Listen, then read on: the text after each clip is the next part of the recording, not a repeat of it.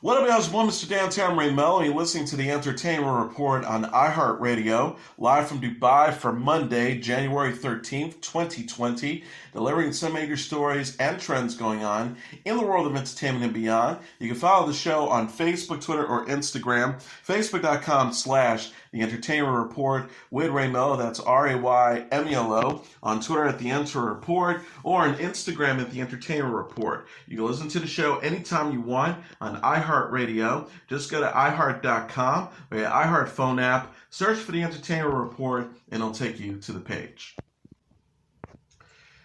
Saturday Night Live alum Tina Fey and Amy Poehler will host the Golden Globe Awards Gala in 2021, NBC announced Saturday.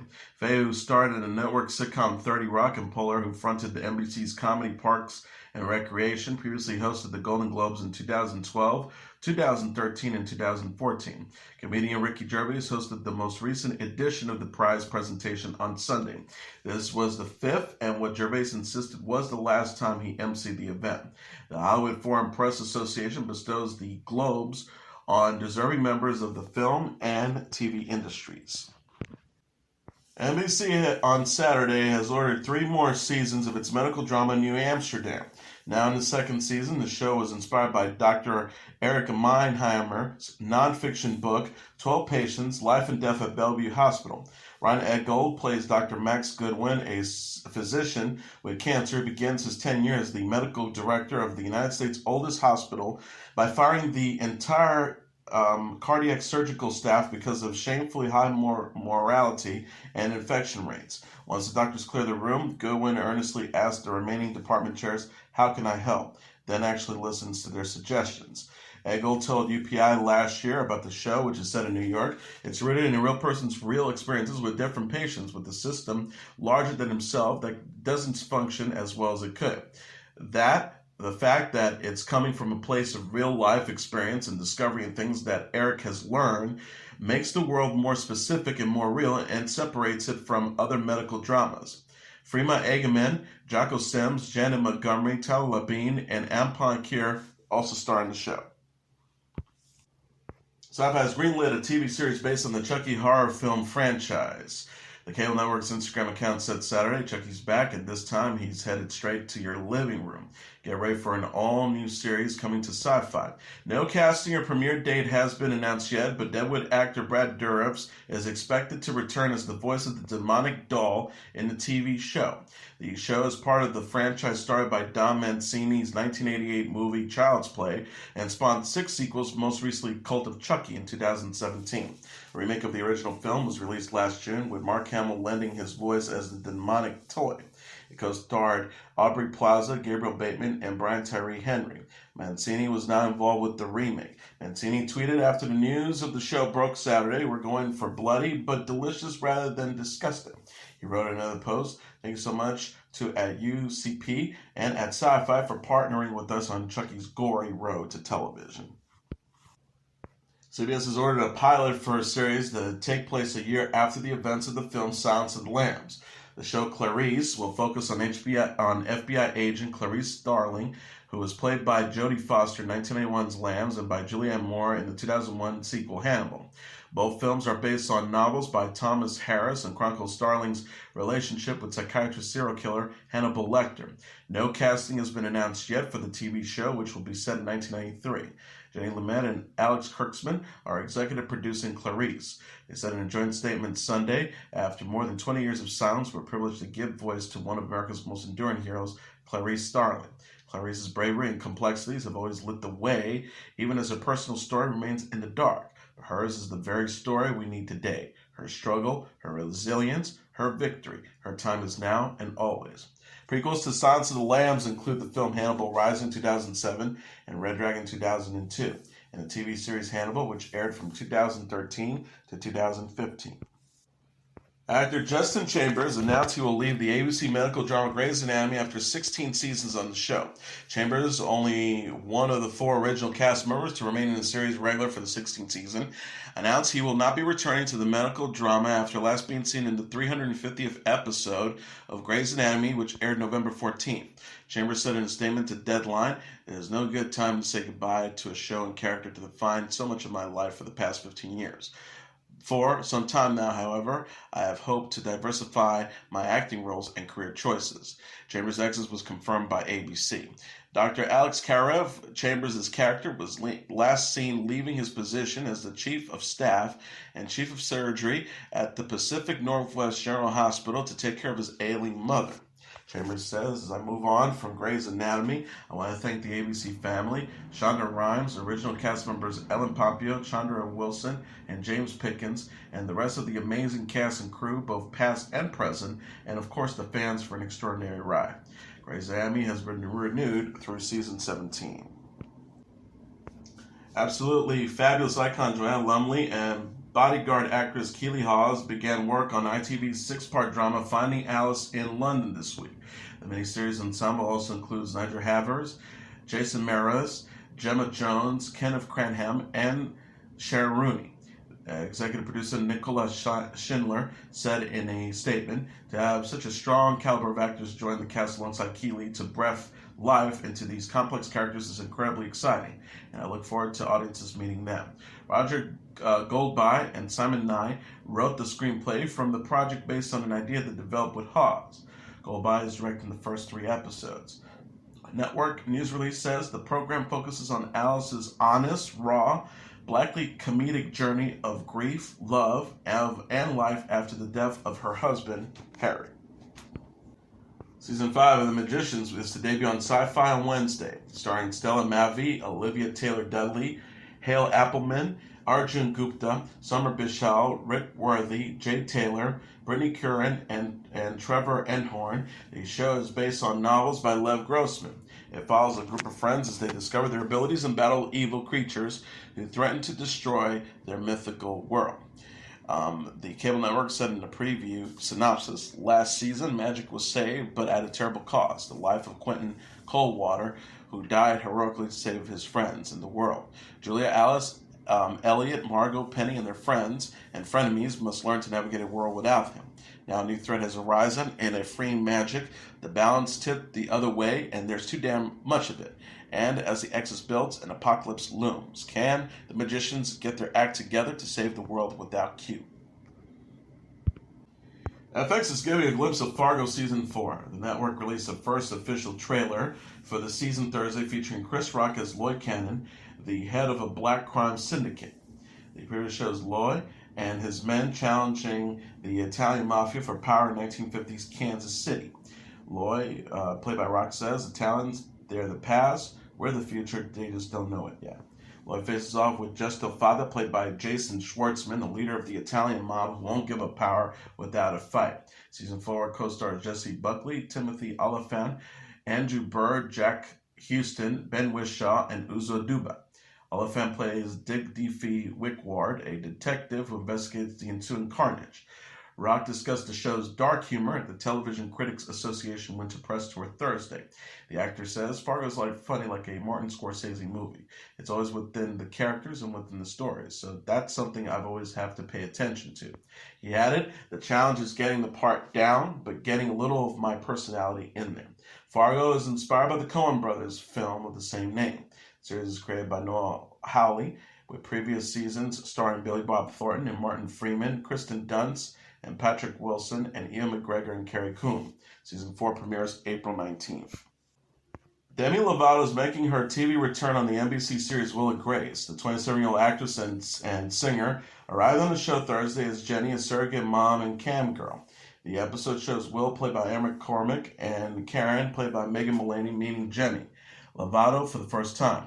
Will was freaked out by Jenny's messy apartment and side hustle as a cam girl, and Jenny ended up calling off their agreement.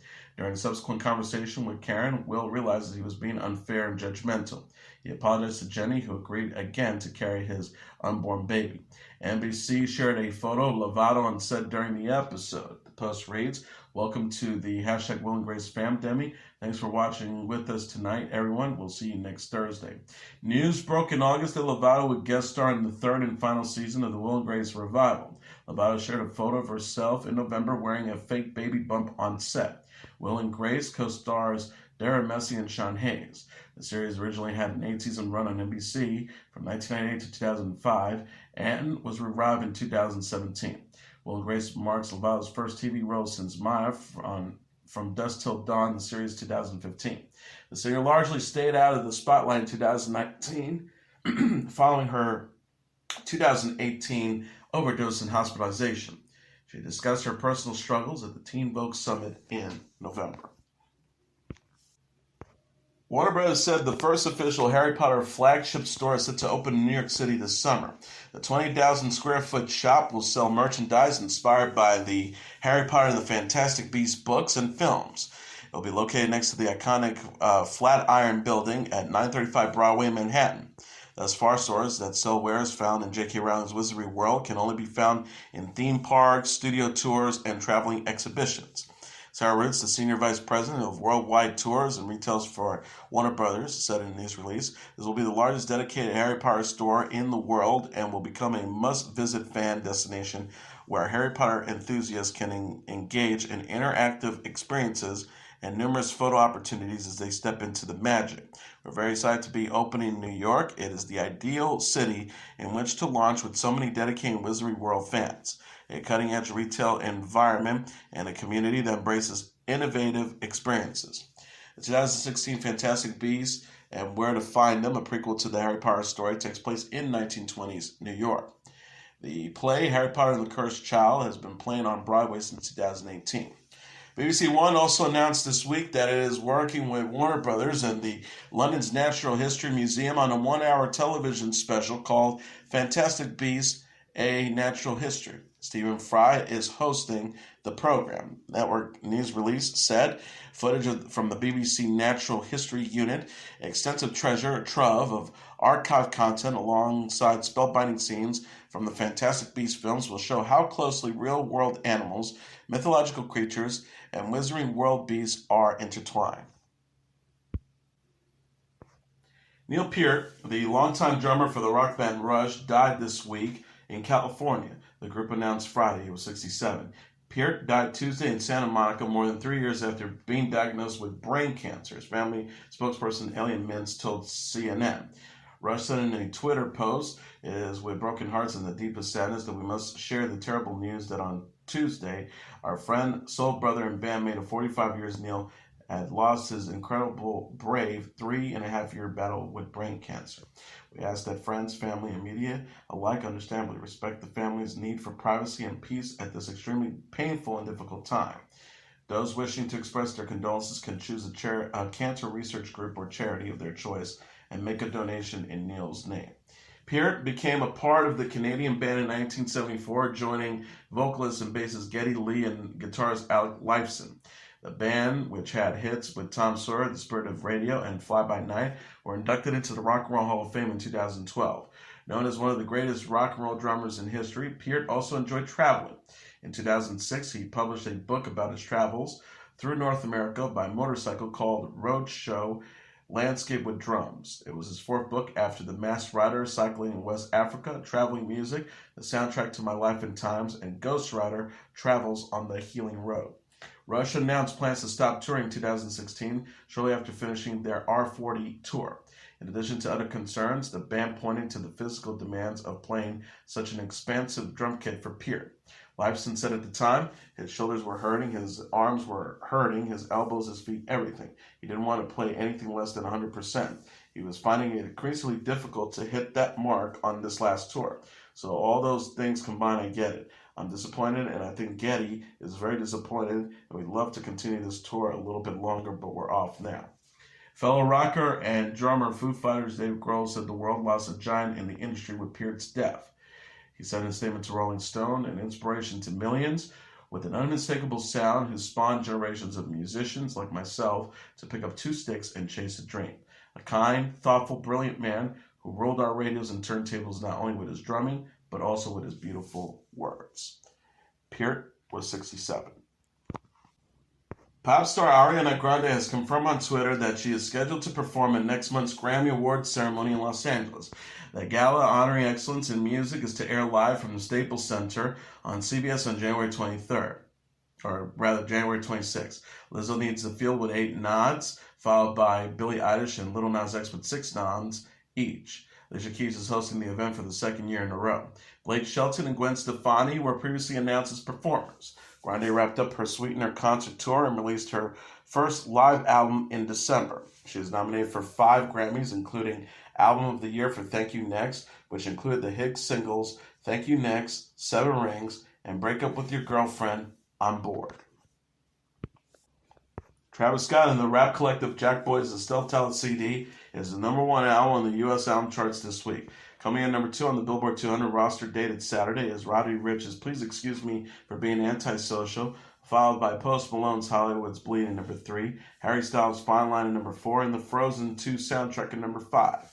Rounding up the top tier are Billie Eilish's When We All Fall Asleep, Where Do We Go at #6, Young Thug's So Much Fun at #7, The Baby's Kirk at #8, Taylor Swift's Lover at #9, and Summer Walker's Over It at #10.